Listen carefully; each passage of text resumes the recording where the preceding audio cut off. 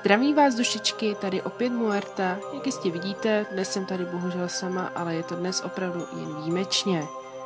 Dnešní téma je takzvané Hantu Galach. Pokud vás zajímá, co to je, tak je to asijský termín pro ducha. Budeme se bavit o oblastech Indonésie, Malajsie, Bruneje a Singapuru. Pojďme se podívat na první video. Je velice strašidelné, takže se připravte.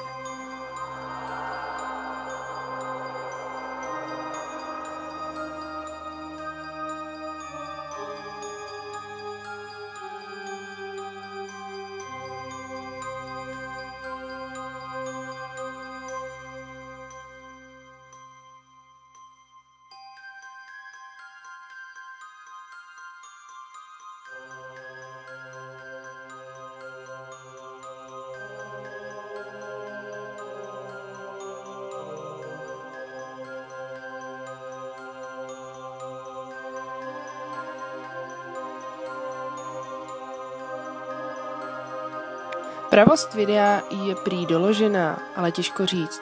Každopádně je celé video velice znepokojící a nevím, jestli bych v této oblasti chtěla bydlet.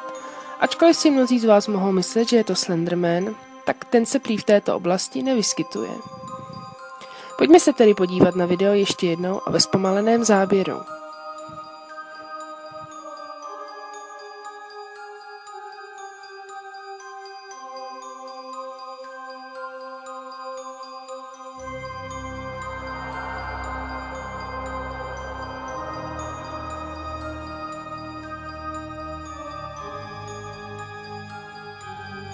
Zde máte několik fotek takzvaného Hantu z internetu.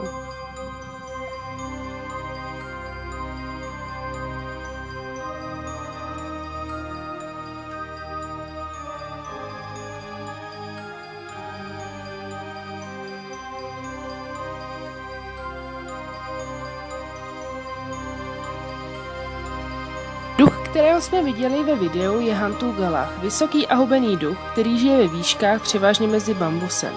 Aby zmizel, tak stačí sebrat větvičku a rozlomit jí, toho vyděsí a zmizí, obvykle bývá ženského pohlaví. Co se týče starého rčení, praví se, že duch neopouští po smrti svůj hrob dlouhých 7 dní, než odletí do nebe. Do té doby mohou duchové vstoupit do kteréhokoliv živého těla a způsobit mu tím nemoc nebo šílenství. To je pro dnešek vše. Pokud se vám video líbilo, dejte like mojí facebookové stránce a budu se na vás těšit opět příště. Mějte se krásně, ahoj!